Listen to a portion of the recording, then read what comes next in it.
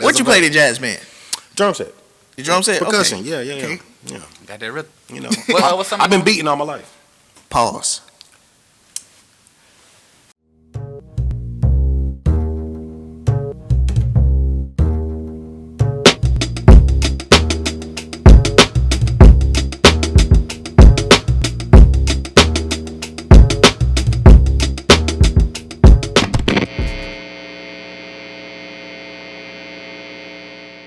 What is a black privilege that y'all value the most?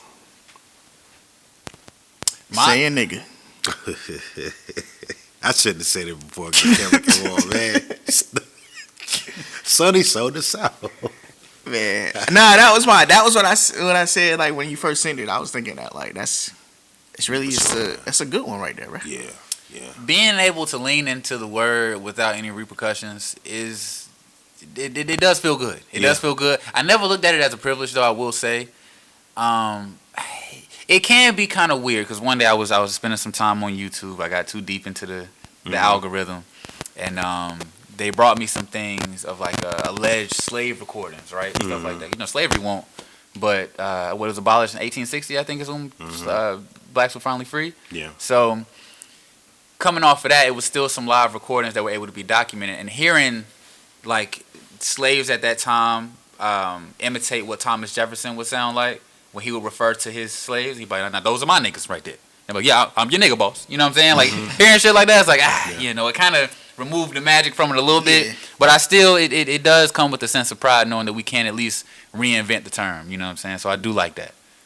We definitely want to send love to all our niggas out there in the world. Right, you know what I'm saying? It's a real niggas, and even we're not gonna shout out them whole ass niggas. Well, we ain't gonna do that. We ain't gonna do that. But another one too, I think being able to, you know, get all the cultural references that, you know, like, let's say you got come on, let's name something, you know what I'm saying? Cultural references as far as just like watching TV growing up and you probably caught Flavor of Love, you know what I'm saying? Right. You got those moments, you got the moments of like 106 at Park, you got the moments of just like watching Good Times growing up as a kid, or, you know, just those cultural knowing what moments. damn means, bro. Damn, like that's a privilege. It's a good time, man. It's a privilege. It's a good time. But that kind of leads into mine, actually. One privilege that I really cherish is the freedom to be able to express my genius through creativity. Yeah. I feel like all black people are extremely creative to a degree. Now, whichever medium they choose to express that creativity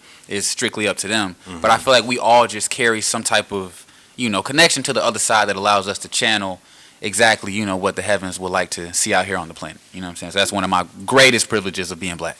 So much, man. Our hair, our hands, culture, like you said, you know what I'm saying? We come up with all this shit. Black women, the That too. greatest. fashion sense, the coordination, man, rhythm. Most definitely. You know what I'm saying? Being able to.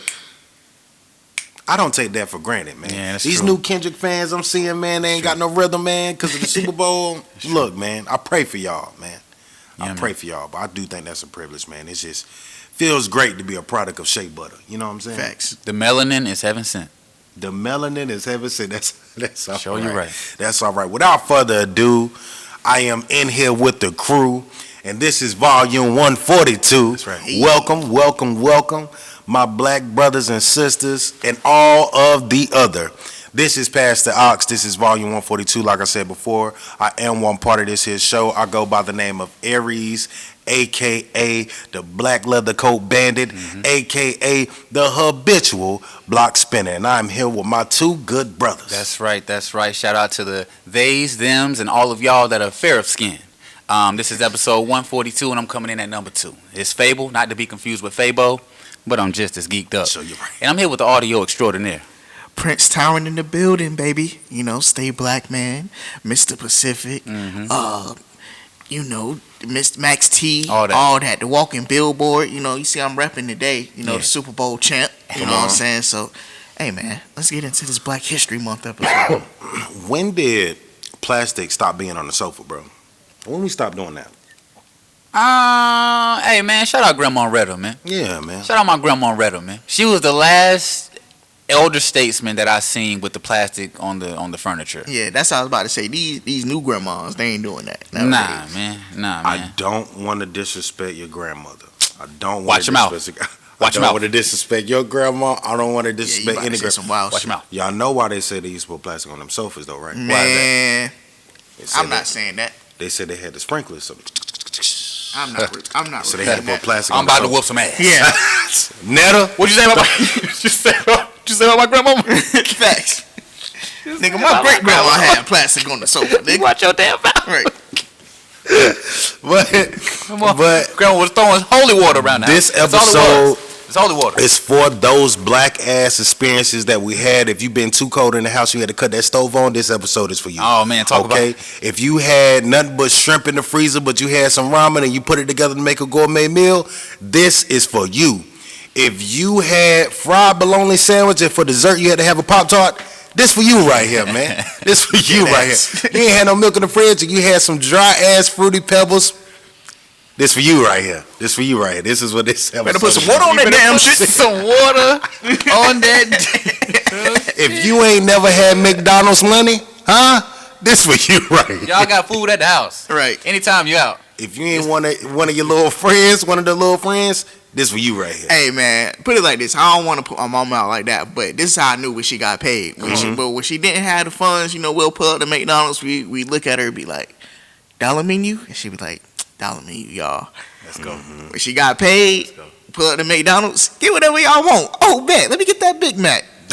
Get that Big Mac. Shout out to mama, man. You know what I'm saying? Patty, mom. Shout out to the black moms that made it work. You know what I'm saying? Yes. Because when she didn't have it, it was the double cheeseburger with the Mac sauce on it. So had to make a little Mac Junior. And shout out Split a Happy Meal. Shout out to the black dads that held it down too. Yeah, You know man. what I'm saying? Yeah, I shout out to do them. not want the black fathers to go unappreciated during Black History Month during this pod, because y'all holding it down as well. Shout out to the black fathers that made a screwdriver look like a whole superpower back in the day. You know what I'm saying? Man. For them toys you got to put together, black fathers, I'm here for you. This is for you, my brother. This is for you, because you always got to put something together every holiday. It don't even matter. It could be Easter, hell. You got to put something together. That four-wheeler, huh? Got to put it together. After grandma bought it. Grandma bought it, but she ain't putting it together. The screwdriver signifies his weapon of choice, his sword in the face of adversity. Yeah? What's something that your mama should have taught your ass?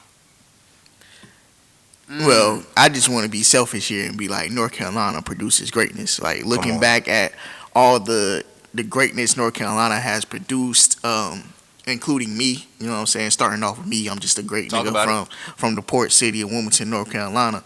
But, another great guy from Wilmington, North Carolina is Michael Jordan. He's from there as well. You got Robert Taylor. So I didn't learn this, but growing up, you kind of know that Robert Taylor, he was like one of the first black men to graduate from MIT. And while I was growing up, like one of the first hoods, I was from a part of is Taylor Homes. So they named that after him. You said Taylor Port? Taylor Homes. Oh, my bad. You know what I'm saying? Yeah. So shout out to, the Wilmington guys and the people that's just making the world great that's from North Carolina. I know y'all got some facts about, Rocky Mount and all that too. Yeah, speaking of Rocky Mount. Glad you asked.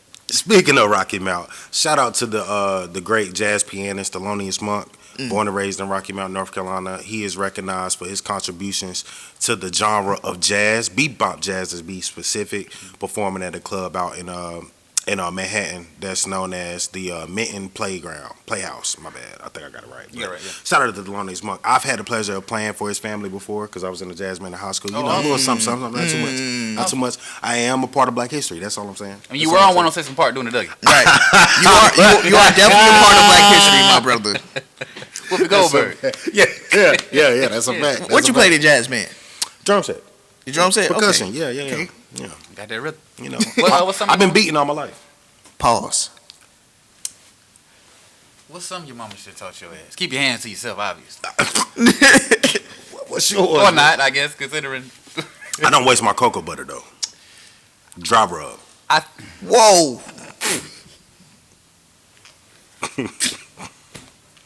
We ain't wasting no shea butter greatness only. That's because Diddy took all the baby oil, huh? You gotta lather up down there, brother. You can't be treating yourself like that, man. I get an oil change. Hey, man, listen. Embrace your greatness. You know what I'm saying? Embrace your greatness and really value your stroke of genius. Because throughout life, especially black man to black man, and it was just fellow black to fellow black, throughout life, you will be let down through public scrutiny and ridicule just for the power that you possess and what you possess as a individual of color out here. It's gonna be tough. It's gonna be hard on you. Your ego will take some bruises and lumps along the way because a lot of what you'll experience will be a little bit covert for the most part. But the way life going now with the current initiative, it may be a little bit more overt as you get further out here in the world. But just stay true and stay focused on your own course and really pay attention to your strengths and what you possess. Because you really got it. Don't let the world tell you any different. You know what I'm saying? Embrace your greatness. As the good brothers Wale and Jermaine Cole said, you do in fact got it. With that being said, we got a great show lined up for you today. We have some special guests in the building. Yes. And we're going to get to those guests. For now, tap in and tune in to an advertisement by yours truly. Today's episode has been brought to you by Badu Coochie Sticks. If shawty is caped up, I'm talking super thick. Hold your horses and control the brick. Keep your eyes on the prize. No loose lips because they sink ships. Be careful when you take a dip with Badu Coochie Sticks because you just might get seasick. It don't take nothing but 2 taps and a click to get you some Badu Coochie Sticks. Promo code Next Lifetime. That's common sense, y'all. Fuck Tyrone. Call Tyrin.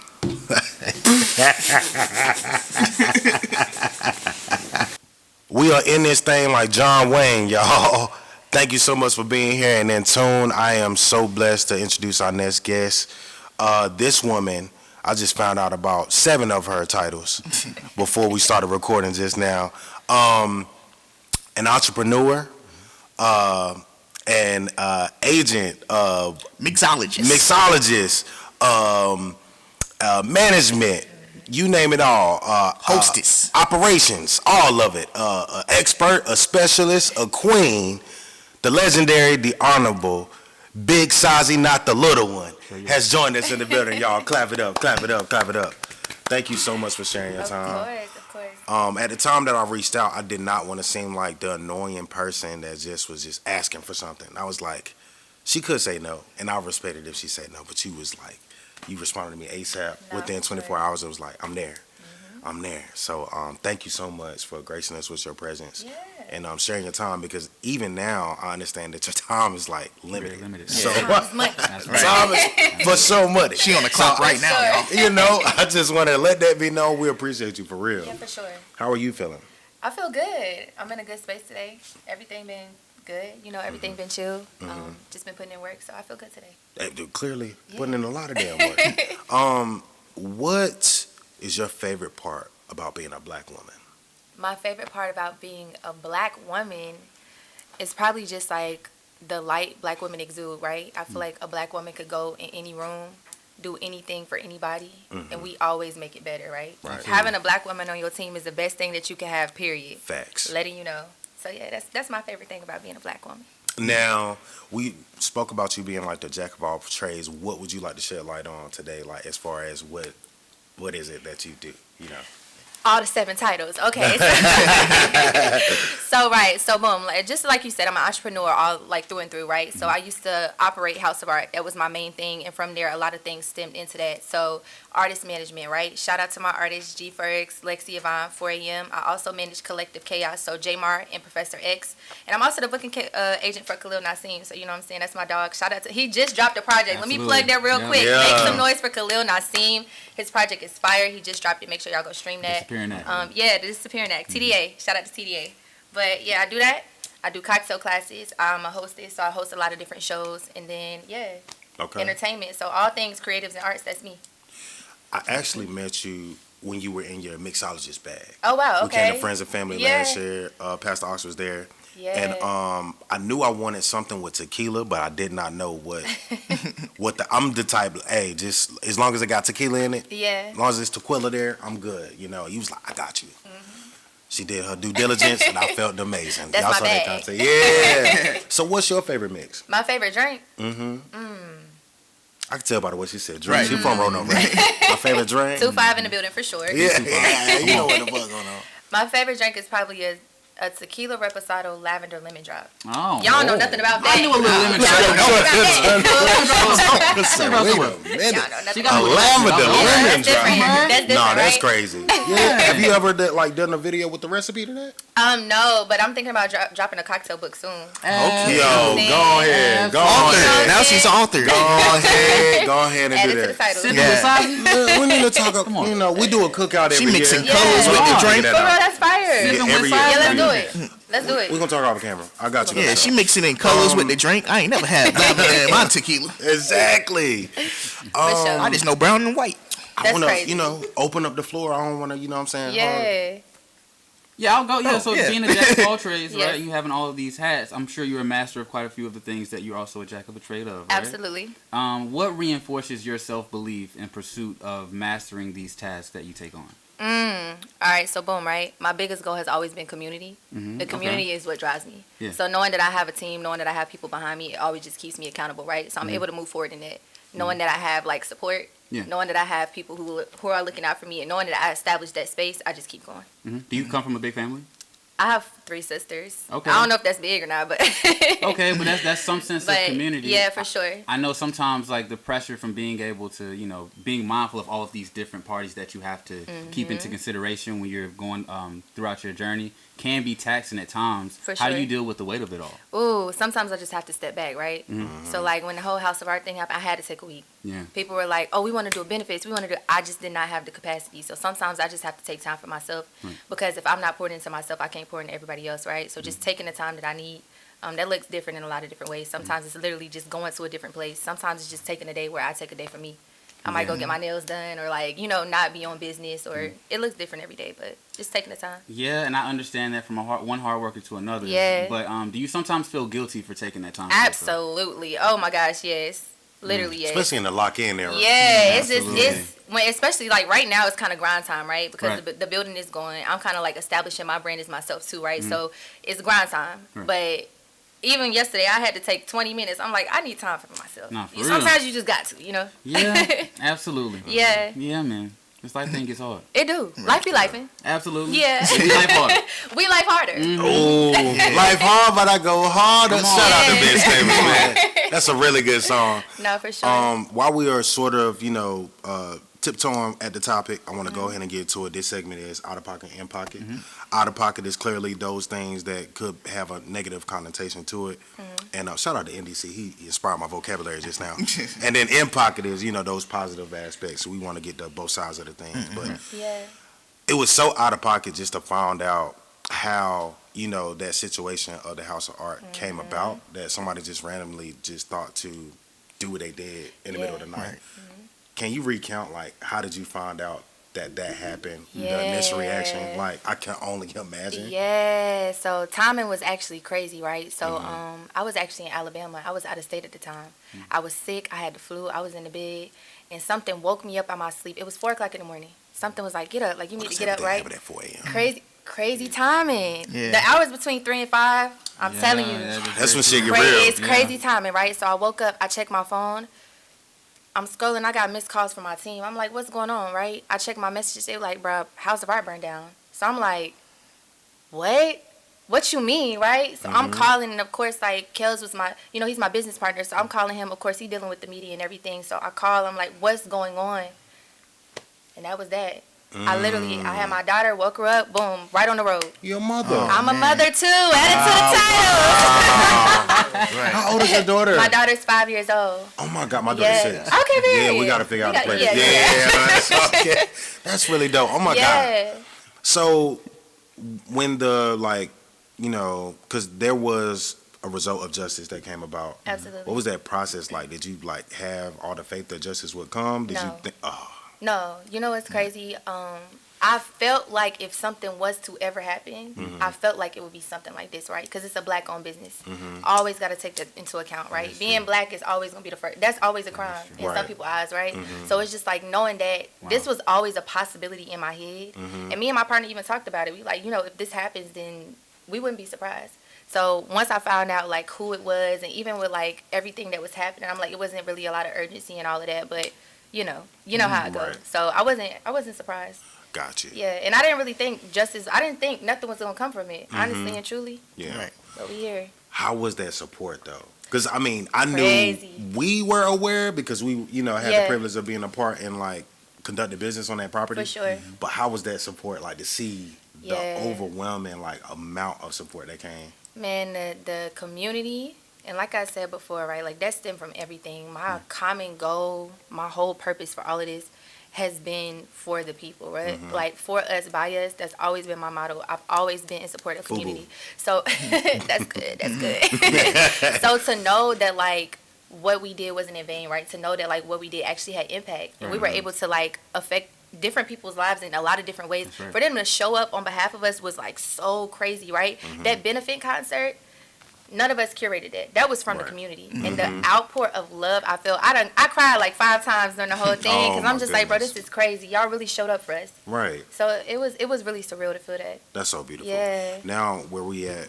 in the process of the rebuild, how can we all contribute as a Right. community? Yeah, so the main thing is, right, like House of Art is we still doing events. Check our page. Keep up with the events. Also, like if you have services or trades, offer them, right? We need all that. If we don't get back the regular building, we're still going to have to get a new location. So it's just like we're going to need all the help we can get, right? So spreading awareness, keeping our name alive, and just showing up for what we got. Also show up for the people who were a part of House of Art, right? People like Khalil, people like Yalik, people like CJ, Not a Show, Damian Rashad, like showing up for people on those behalves as well. A-Dub, she had no skips there. So just showing up for people like that because they're a part of us as well, you know? Shout out to J1 too. She did the wellness. Yeah, Wednesday. shout out to J1. Yeah. I want to go on her podcast too. Yeah, So. for sure. She's yeah. so fire. Yeah. Beautiful soul. Well, that's dope. Well, I definitely appreciate you sharing that. I wanted to make sure that we highlighted that. Absolutely. How, like, is there any other ways that you Right. could think of where people could go follow? Or like a GoFundMe, or something like that. So yeah. we do have a GoFundMe activated, you know what I'm saying? Like we haven't been pushing that too much because that's not the main focus. The main focus is just being like, okay, just keep our name alive, right? Right. So we don't want y'all to feel like we pressing y'all for money. That's not the case. But like we do have a GoFundMe, right? We do have events where a lot of the money is going towards House of Art, so showing up for that as well. And then like I said, just posting our page, sharing our page. If you in conversation with somebody, hey look, House of Art, let me tell you about that. You know, so just doing stuff like that. I had one of my cousins. They came out to the event where we friends and family when we Okay, were there, great. Yeah, yeah. and they came out.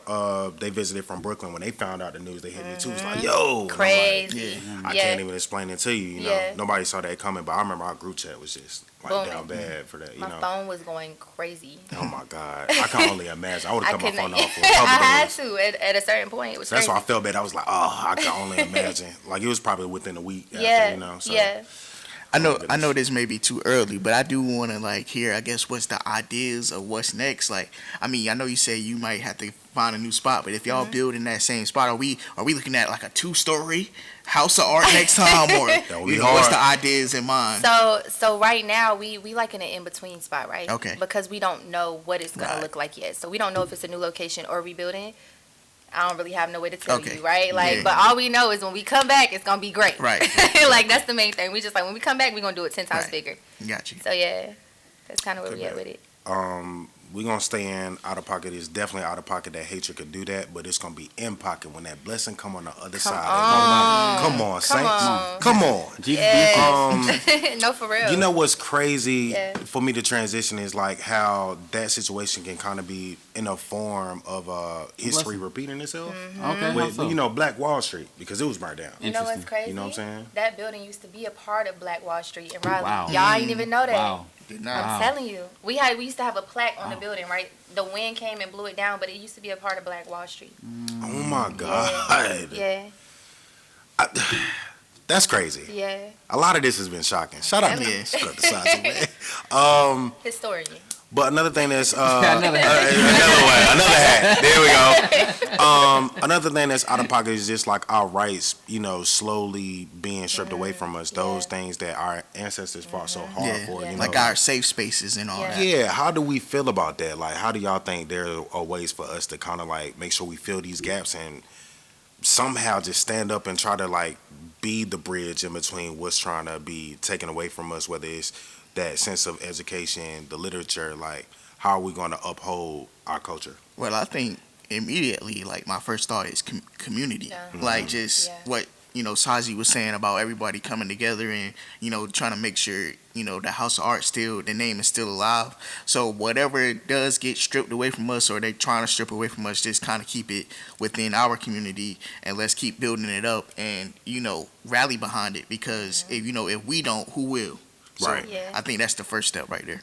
That's exactly very what I true. was gonna say. I was just gonna say, bro, community. If we all came together, nobody will be able to stop us. That's how I be feeling, right? Like if if all of us Right. as one came together, nobody will be able to stop us. That's facts. And Yeah. that's the thing, yeah. I think perseverance in planting the seeds. Like I Yeah. think like you just mentioned, the House of Art is probably the best proof of concept for the full like manifestation of community organization. Yeah. Because a lot of people, I'm sure a lot of people talk about how important community is and how much they would like to, they strive to build community and unify with each other, but most people are usually speaking with their egos and they're trying to create a space where they can, dominate that for the most part to their benefit. But what you all were able to do with the House of Art is just, it's insane because so many people have been looking for an authentic place to coexist with one another and you were able to succeed in that. And I just think continuing to focus on planting those seeds of reinforcing how important community is, reinforcing the roles that each member plays in the community so that the people that are now coming into the frame are now being aware that they have resources that they can tap into if they want to gain some insight on, other aspects of what the community can actually offer. So I definitely think perseverance. For sure. That's really good. That's Yeah. really good. I like that.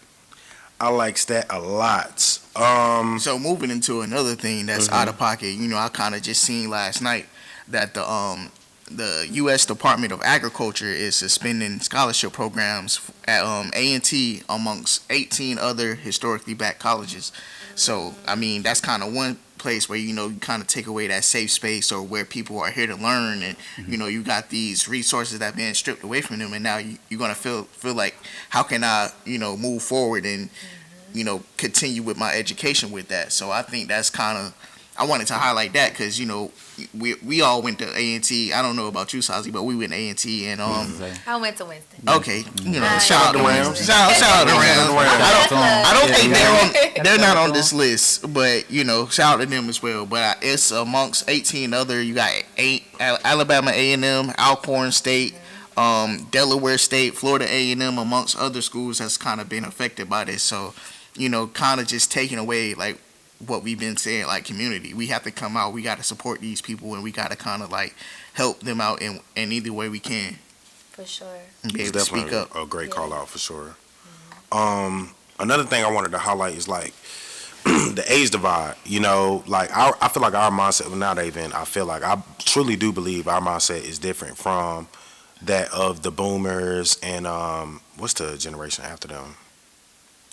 X. I can't keep Ain't it? up. I think it's too much. X, yeah. Is it I think X? it's X. I think. That's right before us because we're considered technically like borderline millennials. Yeah, it's our But mom, right? I wanted to bring up the Bernice King and Sexy Red exchange, not because of the actual like what happened and when it happened. For those who don't know, on Martin Luther King Day, Sexy Red posted an AI generated photo of her and MLK and Bernice King, who's his daughter, who's still alive. Spoke out about it and how she felt it was disrespectful. But there was a conversation around it where you just noticed that there was like a lack of respect for our historical figures, whether that be MLK or the fact that his daughter is alive, saying, Right. hey, my father would not have, agreed with this. So I thought it would just be a good topic of conversation to bring up to like, I just want to know what y'all thoughts are on that age divide and how with the climate of everything and our rights trying to be stripped away, how it's important that we make sure that bridge isn't, burned down.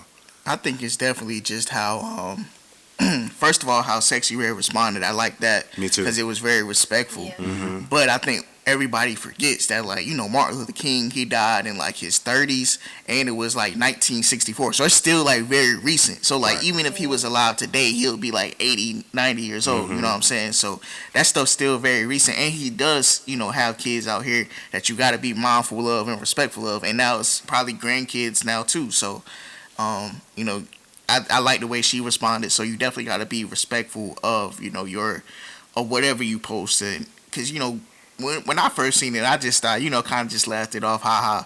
But, seeing Miss Bernice respond, it kind of put it to perspective, like, yeah, that is kind of that would be seen as kind of disrespectful, right. Especially like, you know, if something happened to my parents or, you know, something like that in that realm happened to my parents or my relative, and somebody's just out here making a mockery of it.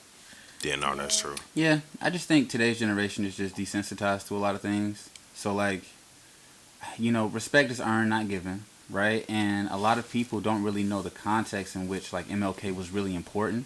They may hear about him through, like, history and whatever other tidbits they may get, but no one really understands the full impact. Like, even when I talk to, like people in my sister's age, because I have a younger sister who is about, like, 24. Shout out to Z. So, shout out to a friend of the show. You know what I'm saying? So, like, I know people around that age range and, like, excuse me, and then, like, lower, they're a little bit more ignorant to, like, the full plight of, like, what Malcolm X or what Martin Luther King really honored. And it's because of a lot of what we're talking about today with, like, a lot of these programs being revoked and, you know, defunded. But I just think, even like we were talking about music earlier, right? And like what our parents gave to us and how we were able to appreciate the art form due to the respect that we have for our parents. I just think maybe conversation and just like more sit downs with other generations, whether it be like the extreme elders or the extreme youth, there has to be like some bridge of communication to be had to where at least either of us will be open to viewing each other's perspective, because it can't be one-sided if we want the respect to be mutual. You know what I'm saying? That's facts. Yeah. Oh, my bad. No, you're good. I kind of wanted to go off what you're saying, though. I feel like there is a gap, right, between generations. Our generation and our parents' generation is so different. But growing up in the 2-5, right, I was around my great-grandmother a lot. And being around somebody older, I feel like did give me a sense of respect for elders, right? A lot of kids now are missing that. And it's very apparent in the way they speak. It's even in our music, right? The music that we're listening to is very, like, you can tell that, okay, y'all, you don't even grow up with your grandma. Like, you know what I'm saying? So I do think it's important to bridge that gap 1,000%. I just wanted to comment on that. Not that. Speaking of being around your great grandparents and your grandparents, I want to convert over to In Pocket, and something that's In Pocket that shout out to Nep brought to my attention is black breakfast. Black breakfast? Specifically, what's In Pocket? Them pancakes with the crispy edges, man. Now. I don't think another ethnicity is. Now you gotta explain, brother. What make the breakfast black? It being made on Sunday morning with gospel music in the background with the revolution on, huh? I'm telling you. Come on, man, with the crispy bacon. Yeah. I'm telling you, man. What's your favorite breakfast item? I'm going grits, man. Going grits. We picking black breakfast. I'm going grits. Grits is Some definitely good the grits. No sugar though. Oh, okay, no sugar in my in grits. It's definitely the thing that put everything together, brother. You know, you got the grits, and then you got the eggs on top of that. Yeah, bro. I like salmon cakes. What? That is up there. That is up there. Salmon patties. Yes, brother. Oh, you salmon cakes? Yes. That's a black breakfast item? Come on now. Yes. With grits. Yes. That is up there. Y'all had nieces something like your grandma makes. It ain't just not dinner. in a restaurant. Salmon cakes. That's it. Nah, we in the wrong household, That's y'all. crazy. I need to. Is that because of poverty? Is my poverty showing right now? Hey, we used to do the cans of salmon. The canned salmon. We did the canned salmon. It's good. Yeah, the canned salmon with the grits and eggs. I've done that. Yeah, that's good. We used to go to Myrtle Beach. My uncle would make that for That's breakfast. a We ain't good go buy deal. breakfast. We had spam. We flipped the spam, but That's not good the. too. Yeah, I We ain't never delete them seen that. emails. Salmon cakes We don't. is good. You missing out. I'm gonna try that though. Absolutely. You gotta put me on. I Yeah, ain't I never had got that you. before. How y'all like your Wow. eggs? Scrambled with cheese. Scrambled with cheese. I'm a over medium type guy. You know, I like a little run in them. Over medium. Yeah, I over ain't medium. know You know what I'm nothing saying? about that. How you like your grits? Are your grits loose too? Nah. All right. I was about to say. Cheese, salt, pepper, and you know what I'm saying? We don't do none of that sugar shit. Don't Okay, Tell, all right. You can tell by the way my nigga said pepper, he mean business. All right, I gotta I'm leave that telling cheese you, alone, man. My blackness won't allow me to have no dairy. Unfortunately. Come on now. Another thing that's In Pocket. Speaking of the kitchen, you know, they are masterful in the kitchen, but black women are In Pocket. We can't, you know. Shout out to you brought up Anita Baker. Shout out Anita Baker. Shout out Angela Bassett. Come on. Pam Grier. Who else, y'all? Shout out to Beyonce and them. Kamala. Black Queen. Shout out my mama. Shout out Kamala. Shout your mama. Yep. My mama too. Yep. Everybody. Your Everybody. mama, my mama, auntie. Asada, shout out to them. Lupita. Shout out to Lupita. R.I.P. Miss Villetta Wallace. Yep, R.I.P. Yeah. And Miss We Gladys. forgot- Yeah. Yeah. Definitely RP Miss Gladys, man. Some other things we got in pocket. Black owners increased by 57%. Come on now. Between 2017 and 2022. Another fun fact: 7,000 of those businesses are owned by the good Sazi right here. that's Talk to him. That's a fact. 7% of those 57% increased businesses are owned, in fact, by this good queen right here. That's crazy. Also, I didn't realize, but studies show that black fathers are more involved than other races now in present time. Shout out to my daddy, man. I was just talking to somebody about this, yo. Shout out to Jamar and Professor X. They are fathers as well, and the way they show up for their children is just like I feel like it's been such a shift in our generation, right? Like we're trying to break the curses that we had before us, right? And I think it's so beautiful. The way they show up for their kids is amazing. I just wanted to plug that real quick because I watched how they work and maneuver, and fatherhood is their number one priority, and I love that. Black mother to black mother, how can you break that curse with your child? Yeah, it's just with my daughter, I listen to her, right? I feel like growing up, you know, the older generation, as far as respecting things, like they implemented things in us that we definitely needed. Right. But, you know, they also old school, right? So sometimes, you know, stay in a child's place. You know, emotions, they might not be dealing with your emotions as a kid, but I try to be that for my daughter. So I try to understand her. I'm trying to be emotionally intelligent and help her develop into an emotionally intelligent person. So that's what I do. That's what I'm talking about. Yeah. That's what I'm talking about. Shifting the narrative. In pocket, out of pocket, y'all good? Nah, man, I'm grateful. This was great. Yeah, this was was phenomenal. Insightful conversation. This was phenomenal. Yeah, like, man, For sure. awesome. yeah, I've had a lot of conversations, and this one was really great. Yeah. I'm so glad you put up today. For sure. I think it was perfect for what we were trying to get done. I do have one final question. Yes. One final. We have 4 minutes. What's one significant life lesson that you learned as a child that you still carry with you today? Ooh, that's a good one. Boom, boom. I learned so much as a kid. I was around my dad a lot. My dad an old head. Yeah. I'm like, ooh, this is good. Put me on the spot, friend. Man, shout out to Pops, man. Shout out to Pops.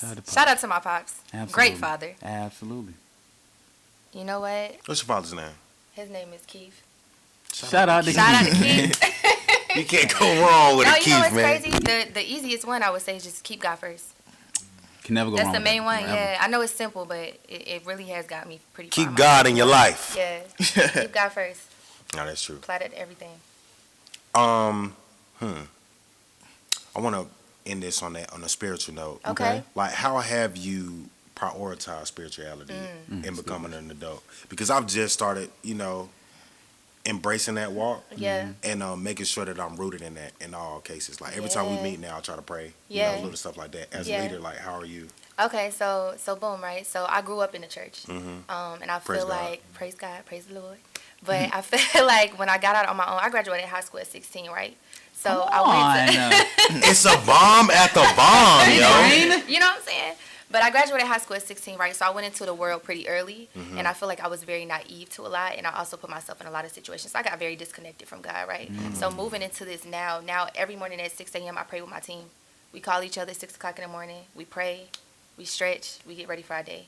And it's like now putting God at the forefront of my life, I've seen a shift in my life, right? So every day I just try to at least read a scripture, pray with my friends. At least I know at the beginning of my day, I'm always going to pray, right? So moving forward, that's kind of how I do. But I definitely was disconnected at a point, and it showed in the way that my life was transpiring. So I had to lock back in. We got to start praying. Yeah. Yo. I ain't know that. Yeah. I'm down to get on the phone and pray. I'm like, add the call. Come on. Like, why not? That's all right. Yeah, every That's morning all 6 right. a.m. I pray with my team, and it's really been shifting our life in tremendous ways. Okay. Yeah. No, I appreciate that for sure. For sure. Before we get out of here, you got this camera right here. Black woman to black woman, Yeah. black human to black human. What's something you could give to the people? You know what? Believe in yourself. Stay close to your community, and we are stronger together. That's what I got. That's big facts. Yeah. Happy Black History Month too. There we go. Happy Black History Month, y'all. Yeah. We'll be right back after these messages. Yeah. Show you right. Yeah, shout out to the Willies out there, man. James, one of my favorite names to say though. That was one of my favorite black names I like saying, man. James. Samaj, nigga.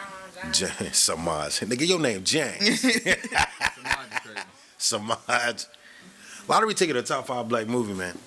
No, it's not. It's not. Top Top 20. Top 20. Top Top 25. It's not. we are in here. We have a very special guest that has joined us in the building. This brother is a spoken word artiste, masterful with the pen, a civil rights activist. This brother is a host. He's a father, a philanthropist, and all of the above. Are you a member? You are a member of the Jacket? Oh, I'm a member of Phi Beta Sigma, you know what I'm saying? Okay, I had to make sure I didn't want to say the wrong thing. Okay, so you're right. He is a member of Phi Beta Sigma Fraternity Incorporated. Did I say that correctly? Give it up for the one, the only, the legend, the honorable NDC Poetry, y'all. Make some noise. Oh, man. Thank you so much for joining us. I'm trying to get my club Shea on, man. I'm about to say, boy, you gave Shannon Sharp a run for his money, but boy, that introduction made me rub my knees. I'm telling you, man. I need to find my Michelle, man. I ain't lying. I ain't lying. Come on, man. You don't want to be Obama self. Now that's a black joke. That's a black joke. That's what I'm talking about. I told him when you got in here it was gonna be the cornbread in the room, man. Boy, I hope you told him the cornbread, the collard greens. You know what I'm saying? You said you'll be here in a jiffy, man. Man, listen. Man, listen. That was good. Tell Shannon Sharp he need to be more on point. No, for real, man. So, how are you feeling? First of all, how you doing? Listen, man, I'm blessed, brother. I'm blessed. I'm a little tired. It's been a long month. Yeah. You know what I'm saying? February is the only month that you know what I'm saying. People want to act like they can talk to black people and get black people to talk to their schools. And, so there's a busy month out of the year. Yeah. Gotcha. So, you know what I'm saying? And with this attack on DEI, February might be my only month. You know what I'm saying? Nah. We ain't gonna claim. How do you feel about the attacks on DEI? Do you feel like it'll really harm black people? Like, do you feel like we should feel targeted by that, or do you think it's more broader spectrum? I think we should definitely feel targeted, but I think that the way that folks are understanding DEI is only through like, oh wow, it's a black person or a black woman or a woman that's in a position where they don't need to be in. When like really it goes all the way down to folks that have disabilities. It goes down to like how people are treated like in schools, like the funding that schools get for different programs with like IEPs and like all of these other things, like all of these other accommodations for different people, and they just all throw it in DEI. Right, because believe it or not, they said that white women and veterans were like the main culprits. Of the DEI. So it ain't just us, y'all. It makes sense. It makes sense. Now I do have a question. Now, being that Black History Month is very busy for you, and I would assume around Juneteenth time is kind of where business picks back up for you. Given that you are a voice to the community, being that those are two like very busy moments for you, how do you feel knowing that those are the only two times where majority of the work is being facilitated, when you understand that the plight for black liberation and just education is like a ongoing thing, year-round thing? You know what I'm saying? It's a double-edged sword for real. So like one, I'm blessed to be able to do it. I'm glad that it's like the conversations and everything is being had, like period. But like it's the frustrating part about being a black artist, about being a black writer, and like really for a lot of different black organizations. Like I know there are MPHC organizations everywhere that have outstepped themselves this month at every elementary, middle, and high school, all over the city. And I think that like it's really indicative of like black history is American history, and we have to like really like codify it as that. Again, I'm glad. Codify. I never heard that one before. That's good. Man. Indicative was strike one. Oh, he man, said, codify. I said, all right. This brother in his bag. Hey, listen, man. I'm sorry, brother. I'm sorry. Malcolm X Pride. Get your hand out of my pocket. But like for real, bro. Like it's frustrating because like the work has to be done year round, and like the lessons have to be taught year round. But again, schools, offices, and I know that like between schedules and like all the other things that are happening like throughout the year, like it's hard to fit everything in. But like if we're gonna be committed to these conversations, if we're gonna be committed to change, if we're gonna be committed to making sure that we are not reverting back to the past, like we have to do this 12 months out of the year, and that's Right. just not at schools, because school, unless you go to a year-round school, Right. young people. But you know what I'm saying, like that goes for corporations, businesses, nonprofits, so on and so forth. You know what I'm saying? So Now, speaking of the work, how can the average consumer or somebody watching this contribute to the work? Where can they start and Man. really contribute? man, listen. So one, it starts with arming yourself with education, arming yourself with knowledge. I like that. I know it's a lot going on. I like you say arming. Yeah, Right. I like that. Yeah. I like that phrasing, Yes, absolutely. you have to arm yourself. You know what I'm saying? Brother Malcolm would not allow me to use any other words. You know what I'm Yeah. saying? But honestly, knowledge, truth, education, all of it is a weapon. That's why, all of the, if you notice, a lot of DEI programs, a lot of funding and things, even down to the attack on the Department of Education, it's mainly targeting liberal arts colleges. And if we look at what's happening, not just in the moment, but look at everything that's happened over the past couple of years, looking at the crackdowns that we saw on college campuses with the pro-Palestine protests, looking at how 45, 47. That orange brother, was promising to deport, students who had pro-Palestine, leanings. All of this is a part of this, larger framework of how there is an attack on one, being knowledgeable, Right. two, really standing with oppressed and marginalized people, not only in the United States but abroad. And again, if we're not aware, at least to some extent, because I said, I know there's a lot going on. I know there's a flurry. Every hour is executive order this. Right. He just fired 15,000 people here. You know what I'm saying? All of that. But to the best of our ability, we have to continue to keep up with what's going on. And not only that, we have to hold our local representatives accountable, and the people in not only in North Carolina in the General Assembly, but the people who we elected, congressionally as well, because they're the ones that are also going along with all of Donald Trump and Elon Musk, bullshit, the nonsense. Can I cuss up here? Yeah. Bullshit. Yeah. Shit. Okay. This is a black-owned platform. Oh, Get your good. shit off. Good, Yes, sir. good. Yeah, So, bullshit. we asked how people could do the work, to contribute to the community as a whole. How can we, as a community, support you in your endeavors in the work in the community? Brother. Oh, wow. Well, first you can follow me at NDC Poetry. That's N as in Nick, D as in does poetry, C as in can't stop, won't stop doing poetry. NDC you're right. Poetry. Come on now.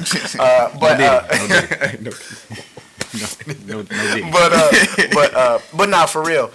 There are a couple of different ways. One, I'm always posting either something about what's going on, whether it's a current event, post, or something historical that we're tying back in. I'm getting ready to release a couple of different things. I ain't gonna put too much out there. You know what I'm saying? But I'm getting ready to release a couple of different things.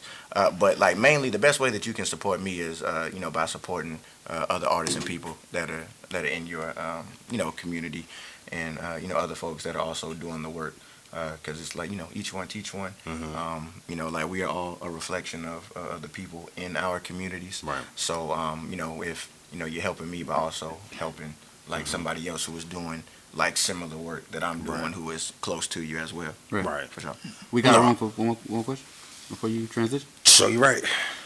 You're a father now, correct? I am. Congratulations on that, Thank first you, and brother. foremost. Thank You you, know what I'm brother. saying? Thank you, brother. With the current initiative that we have trying to defund the Department of Education, how do you plan to arm your children with that information and have them have that same compassion that you carry with you? That's a great question. Oh, that's a good question, boy. That's a good question. Honestly, my approach wasn't going to change regardless of if they was going to defund or destroy the Department of Education, because everything starts at home. That's how my parents taught me. We had a whole library of Black history books and all this other stuff. And my mama used to make me and my brother read books, and then we would give reports on what we read to her. And then it got to the point where when I was in elementary school, I realized that nobody was teaching the work that I like Black history, anything like that. So I just started stuffing, Black history books from the crib in my book bag and taking it into the class library because I'm like, yo, like, people have to know this. Like, my peers need to know this. So, like, what was being drilled and, instilled and, what I was being armed with at the crib, like, that was informing how I was showing up in the classroom and in the world. So, like, nobody could tell me, like, who I was or who I wasn't. You know what I'm saying? Like, when we know who we are and whose we are, you know what I'm saying? Like, we can't be fucked with. We can't be messed with. That's right. That's right. We can't be messed with. That's right. Without further ado, I appreciate that. And that was a great ass question. This segment here is the Jukebox, so we want to go over a couple things that's rhythmic based in so many terms. We kind of already got to the DI subject, so we could actually get to the nitty gritty. What was it? Do you remember like the first moment when you like fell in love with hip hop or when music captivated y'all? Yeah. Do y'all remember? I know mine. I always talk about it, so I don't want to like. I'm like Vince Staples with this. Like, nigga, I'm black. Like hip hop was always kind of like instilled and like listening to it. But I do want to say, because I always kind of like big my parents out. It's just like what they was listening to. Like, my mom listening to like Mary J. Blige, or like even when she had Get Rich or Die Trying in the car at one point. Like, wow. I'm like, that's what kind of like made me want to like just be who I am and kind of jump into the music industry and business and just kind of learn more about it. So yeah, I definitely say it was like that, just growing up and listening to what my parents was listening to and kind of just going along like that. I mean, and of course, I think I say this all the time, but Bow Wow was like my first like favorite rapper. He the one that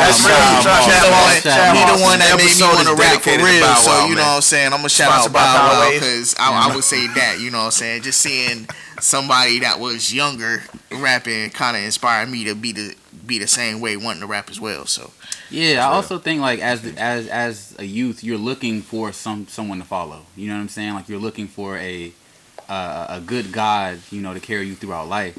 And I just think throughout hip hop, there's been so many great messengers, yo. Like, as soon as I heard like Mos Def, give us Umi Says, or like, the Far Side give us Running, and just being able to hear, or even 50 Cent with Get Rich or Die Trying, like just being able to hear someone else who looks like me be able to articulate a shared experience that we both have, but have never grown up around each other or even participated in the same environments, but we've had a similar upbringing. Right. And I think just being able to hear that and feel the magic from the weight of their words, it just kind of made me feel a little bit, it revealed a deep love and appreciation in me that I had for that way of communicating.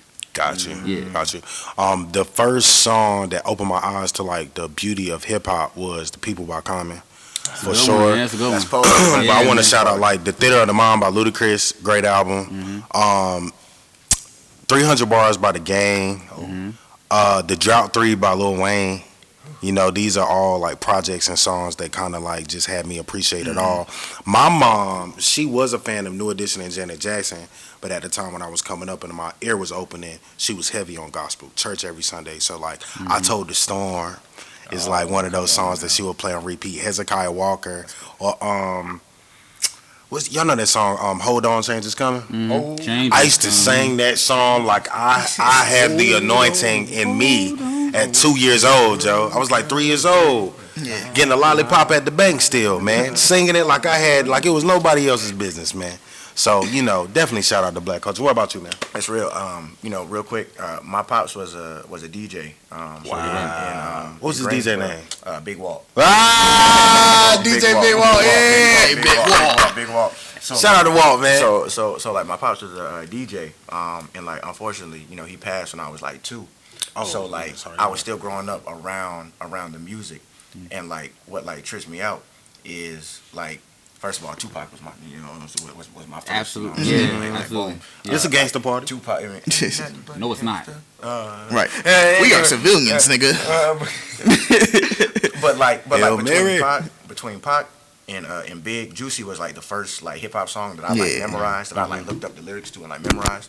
But like what's crazy is like I was like naturally coming across like a lot of this music, you know what I'm saying? Like what y'all were with, just being around and whatnot. And I had an iPod, you know what I'm saying, like an original, you know what I'm saying, with the little spinny wheel and whatnot. Back in the day. Exactly. I had an iPod. In my iTunes library I had like all this music. And then like one day I was at the crib, I just found this like purple like case in the closet. And I was like, what the hell is this? It was all of my pop's like cassette tapes and whatnot from like back when he was like DJing. And like when I opened up the case, like literally a bunch of the music that I had in my iTunes library was like the same music that he had in his cassette deck. Wow.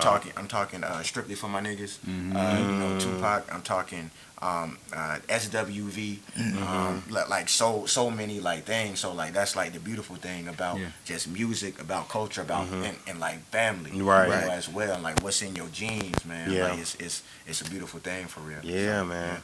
Nah, that's dope. That's dope. And I want to say it kind of like elevated too for me. Like once you started noticing like samples and stuff like that, that's when it really kind of like heightened, because you'd be like, dang, like they took from that or they took from that. So that's what really like maybe like heightened my music just ear. One of my favorite samples is when they did the 2012 BET Cypher, when they sampled that James Brown, the Big Payback. Man, that was hard, bro. Yeah, man, and just pushing like the envelope just with critical thinking. Like Lupe Fiasco was very, very, very, at the forefront of that, with like the Cool and like that entire album as like a concept, because I know recently, I know we about to get off of this, but I know Doechii gave an interview, I think, post the Grammy, where she was talking about how like people look at hip hop and rap as not being like an intelligent art form and stuff like that. But it's like when you take like a record like Suicidal Thoughts by Biggie, where he's able to give you like a full, The Warning, I'll say, where he's able to paint like a full picture of like a phone call he's getting from a friend of somebody that he was a friend with once that now has the drop on him, and he's able to paint this full picture for you. Or Rewind by Nas, you know what I'm saying, where he's speaking from the perspective of the bullet in the gun while being the gun that released the bullet, and also painting the picture of the world around that as well in reverse. You know what I'm saying? So it's like these conceptual pieces as a consumer and just a stranger to the art form, listening to that, it just does something to the psyche, man. So you just got to be grateful for that. For sure. Now for this segment, we also pick songs to add to our playlist that is on Apple Music, on Legitimate Industries Apple Music. Make sure you tap in.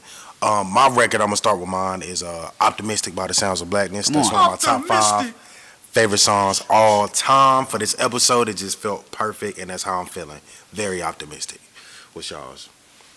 Man, I'm going Institutionalized by Kendrick Lamar, man. Good brother. Once upon a time in the city, so shit don't change until you. A lot of us out here trying to figure it out. A lot of people come from like traumatic backgrounds and stuff like that. So, moving out throughout life, sometimes when you're trying to succeed, you might get a little bit of imposter syndrome here and there. You know what I'm saying?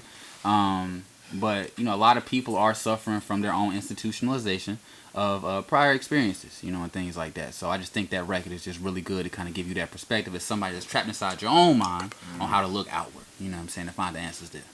Okay, bet. I'm gonna go with Lovely Day by Bill Withers. When I wake up in the morning now. Yeah. That nigga, a lovely day. Hell, that note. Shout out to Roll Bounce, man. Lovely day. What about you, brother? I'm going to say, since it's finally on all streaming platforms, The Autograph by J. Cole. From Friday Night Lights. Man. I love having a brother in here that can respect Jermaine Cole up in here, man. I wish I had more support. That was the first like full-length Cole album I listened to in like 8th grade. Man, I tried to tell people, I'm one of them niggas, one of them like, I told you so. I was one of them niggas was like, everybody know about no J. Cole like that. All right. I remember when people first started talking about J. Cole, they was like, no, J. Cole go crazy. Shout out to Trent Whitehead, wherever you at. I said it's government, it's all good. But he was like, no, J. Cole's where it's at. I was a Cassidy and Wayne fan. I was like, what you talking about, the Who Dat nigga? Like, that's crazy. The Who Dat nigga? Fast forward, the Lights Please nigga. The Who Dat nigga. Who that was? That was fire. When I heard Grown Samba though, Walt left me alone in the car. Armstrong Projects, man. He went in the crib. He had a. I don't know if he might have had 2 10s on the trunk, but Grown Summer came on, man, and I was like, you know what? Life-changing record. Grown Summer and Higher came on back to back, and I was like, all right, I get it, man. Yeah, man. Shout out to hip hop. But speaking of rap and rhythm and poetry, you know what I'm saying? This good brother right here is gifted, man. I kindly asked him to just give us a little excerpt to like just let the people know that he's a force to be reckoned with and respected. Come on now. You know what I'm saying? So Not too much pressure. Never too much. Yeah, you know, I hear you, Luther. That's your camera right there. This camera right here. Yes, sir. No, I'm playing. Yeah. I ain't done this one in a minute, so, you know, this came to mind. I'm not a guru, but I know life ain't meant to be like this, where black in a world dominated by whiteness, although we dodge white fist of oppression like Ali between the ropes. In the past when that Mayweather would come, those crackers would hang us with their ropes. America looks at us through a horoscope since they treat us like cancers. Then they cross us like Iverson when we try and find answers. We're public enemies that are trying to fight the power with faces scarred like Tony Montana, because the world is really ours. But when you know better, you move better. So these words can be used as ammunition. If you listen, this news will make the front page. So to hell with minimum wage, because the ultimate mission is to make you pay attention, which is why they won't mention that our black girls are missing. And we need to figure out what that's about, because our girls may be black, but they don't deserve a media blackout. Our black girls may be magic, but that doesn't mean they need to disappear. So I'm here to make it clear that we're military minded without fear of retribution from our oppressors. I'm like a black Hannibal Lecter as I eat my enemies alive with my voracious vocabulary and cannibal-like lectures. But I'm like a Leonardo da Vinci the way I paint pictures. So with these artistic scriptures, I'm bringing revelations like the Bible, even though I'm kind of like Malcolm holding the rifle as he looks through the blinds. I'm a vigilante looking to stifle my people's destruction caused by colonizers' crimes. I've weaponized my mind to shoot knowledge in these lines like they're coming from the barrel of nine. So just know we're applying pressure. And when we bring the revolution, it's going to barack our oppressors even harder than Donald Trump's predecessor. The AI bar was hard. In the terms of the great City Soul that is hosted every Wednesday at Terminal 8, rewind. That is hard, man. That is hard. Thank you, man. Yeah, man. Thank you, man. For real, man.